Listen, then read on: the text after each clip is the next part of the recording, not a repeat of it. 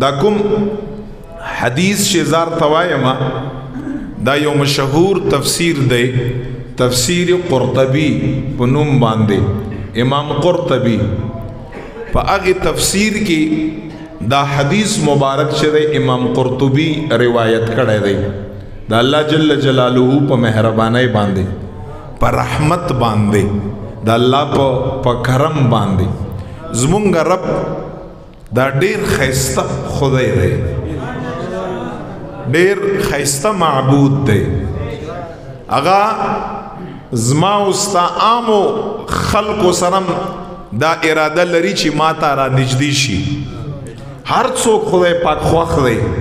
چې هغه ته زما قربت حاصل شي زما نزدېکت ورته حاصل شي نور خواله به څنګه چې ما او تا سیاکاران یم خوښ یو چې ما ته را نږدې شي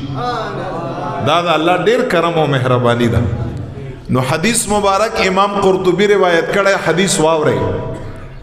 وی چې قیامت په ورځ باندې با یو دو کسانی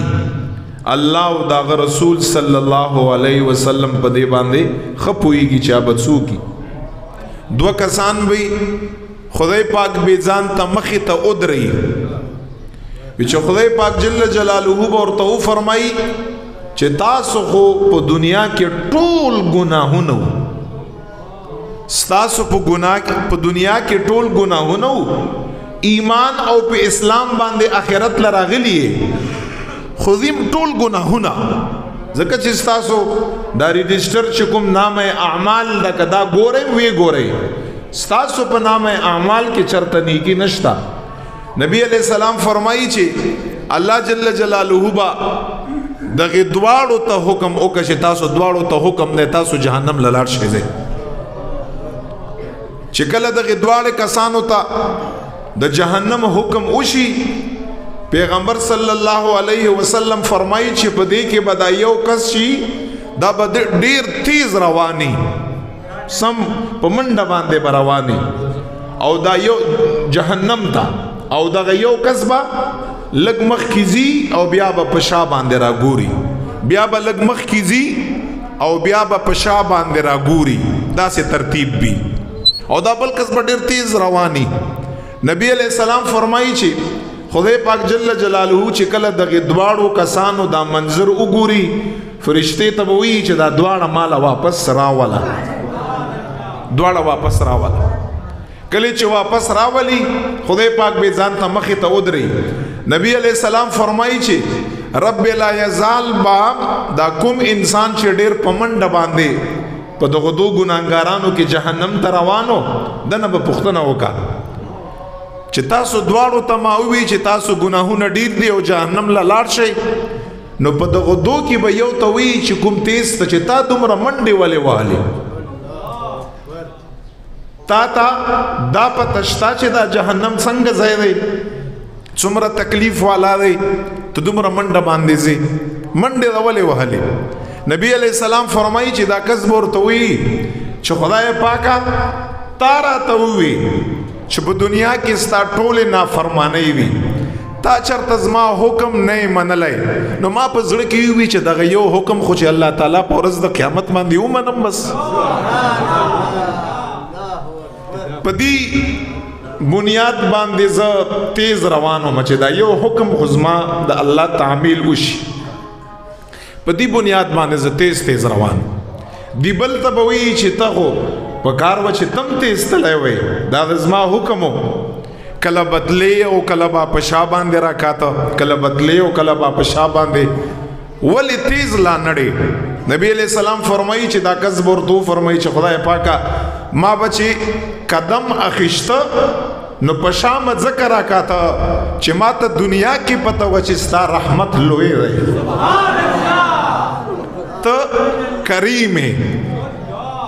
ته ډیر مهربان ما با قدم وخیشته شاته به ما راوکاته چې کېدای شي اوس الله تعالی راته وایي چې ما طرف نه بخنه ده بس په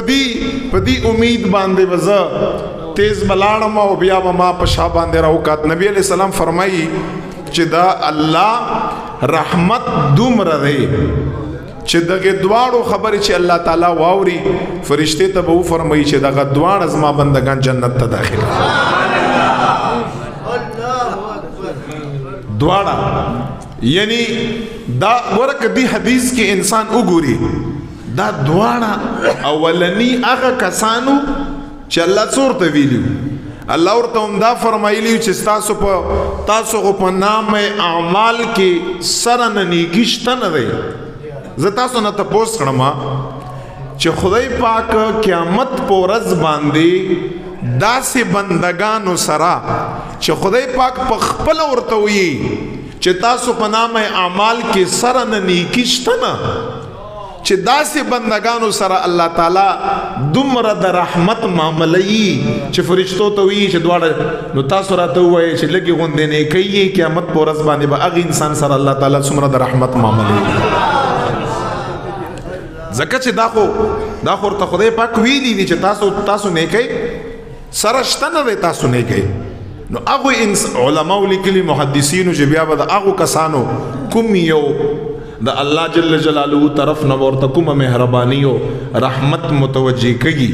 چې دا غني کوي یا نیکی یا صالحي یا د الله اطاعت او عبادت کړی دا او خلکو به بیا کوم شان الله تعالی دا د رحمت دا عشره روانه ده خدای پاک جل جلاله رحمتنا نا امیدی کفر دی دا کفر دی په یو صورت کې بنه نا امید کېږي ستا ګناهونه زمکه نو وخله تر اسمان پورې ورسی او په دنیا کې په دغه ګناه کې کفر می په دغه ګناه کې شرک می کفر او شرک چې یو قبیح سیز دی او چې څوک نعوذ بالله کافر مشرک مرشي هغه د پاره جنت نشتا په دنیا کې ته خبر اکړم چې شرک او کفر دم کړی رب لا یزال طرف ته رجوع کړه بخنه او غاړه رب ارته بخنه او مغفرت دا عشره چې کومه ده دا په خصوصي توګه باندې د رحمت ته مقصد دا دی چې نور دعاګانې الله نه کړی خو د رحمت د متوجي کېدو دعاګانې الله تعالی نه لګي ډېرې کړی په دې عشره کې چې خدای خپل رحمت راته متوجي کړي خدای د جمعې په ورځ باندې چې مونږ کوم خبرې او رحمت واورې دا ډېر وسیع رحمت دی خدای په دې کې مونږ هم راولي په دې عشره کې خصوصي